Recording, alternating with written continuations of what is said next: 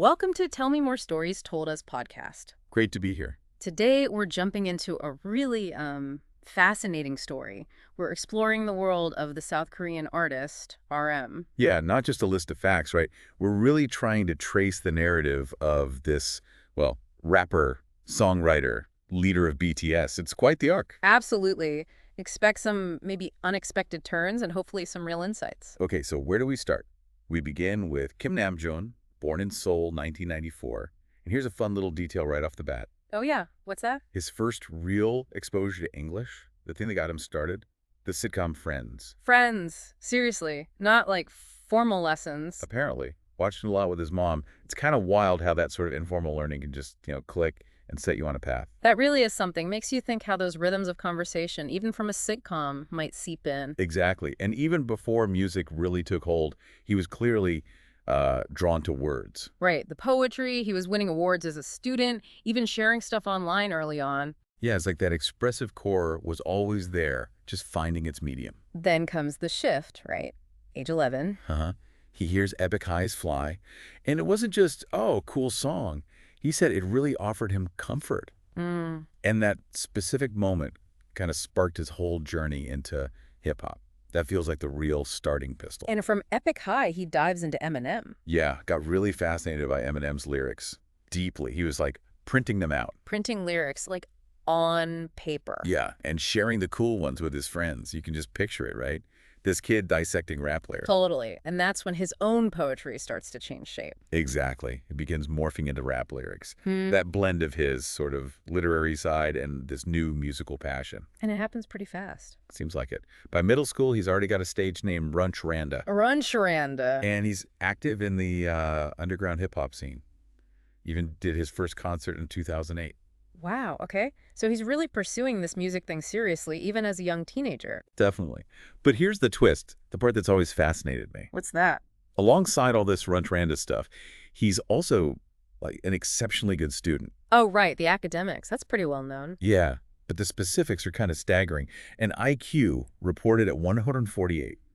Consistently top 1% in the whole country on university entrance exams, across different subjects too, language, math, foreign language, social studies. That's intense. So you've got this serious academic achiever and this budding underground rapper in the same person. Exactly. It's like these two powerful, almost contradictory currents. How do you think that brain power fed into his art later on? Well, you've got to think that analytical ability, that way with words and structure, it must inform his lyricism, right? The complexity, the wordplay. For sure. But it also, understandably, caused some friction at home. Right. His parents weren't initially thrilled about the whole music direction. Not at all. They saw his academic potential, naturally. Makes sense. But RM was just convicted. He knew what he wanted, which leads to that famous story, doesn't it? Ah, yes. The question he posed to his mother.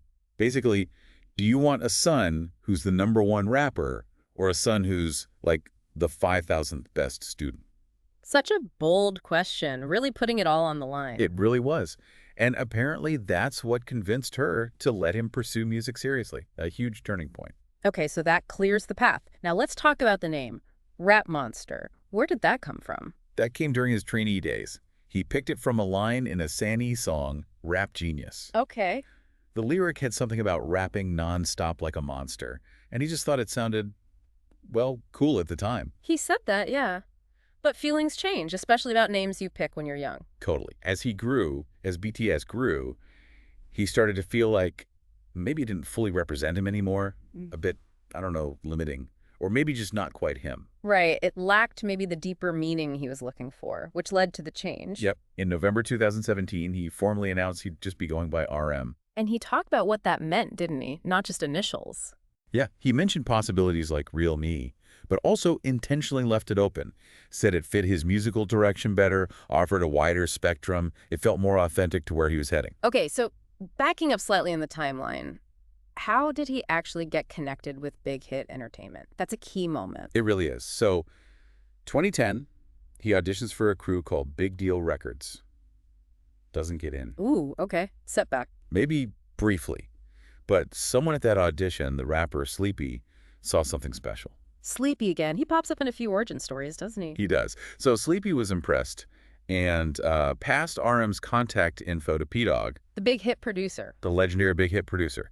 P-Dog meets RM, likes what he hears, and brings him to the CEO, Bang Siak. And Bang Siak, he saw the potential immediately. Instantly. Offered the kid, he was only 16, a spot at the label. Apparently, without even checking with RM's parents first. Wow. Talk about believing in someone. Seriously. And that signing, that moment, was basically the seed from which BTS grew. RM was the first member. The foundation. And then he trained for about 3 years. Yeah, 3 years alongside Suga and J-Hope, the other two core early members. They were honing their skills, building that chemistry.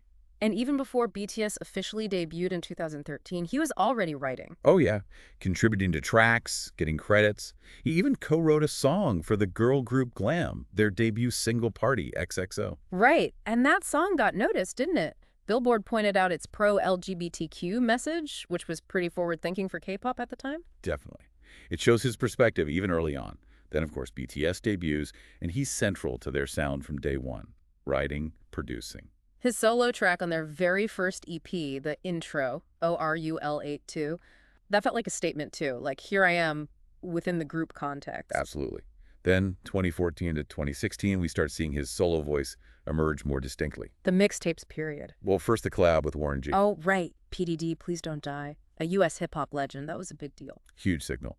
And then came his first solo mixtape, just called RM, in 2015. That mixtape felt really raw. Voice. Talking about his past. God rap. Exploring his atheism. Yeah, very personal, very direct. It wasn't just idle rap. And it got critical attention, too. Spin Magazine put it on their Best Hip-Hop Albums of 2015 list. Which is impressive for a mixtape release. Totally. And around this time, he also did that variety show, Problematic Men. Ah, yeah. Showing off the brainy side, solving puzzles. Right. It let people see that intellectual aspect, the IQ 148 side, outside of music. He had to leave eventually because, well, BTS was blowing up globally. Understandable. Okay, so moving into the next phase, 2017 to 2021, what stands out? More collaborations, definitely. And his second mixtape, Mono, in 2018. Mono. That one felt different from the first mixtape. More introspective, maybe moodier. Definitely more introspective, very atmospheric. And it did incredibly well commercially for a free mixtape. Hit number 26 on the U.S. Billboard 200. Which was a record for a Korean solo artist at the time, wasn't it? It was. Critics loved its vulnerability. Just Sure. really resonated. And there's a cool story about one of the tracks, Soul, right? With Han. Yeah. The British duo Han produced it. And the connection happened because RM was a fan of their music and mentioned them on Twitter. Huh. The power of social media. Isn't it? They saw it, connected, and ended up collaborating. Amazing. What else from that period? The Whale collab. Right. Change. A really socially conscious track, tackling societal issues, showed that side of him again. And the Fall Out Boy remix. Champion. Yeah, that got him onto the Rock Digital Songs chart. First K-pop artist ever to do that. Yeah. Just constantly breaking boundaries, exploring different sounds. Okay, so that leads us up to his official solo album debut, Indigo, in 2022. Yes, the first official studio album, highly anticipated, and he brought in some incredible features. Erykah Badu, Anderson .Paak, just amazing artists. Seriously top tier.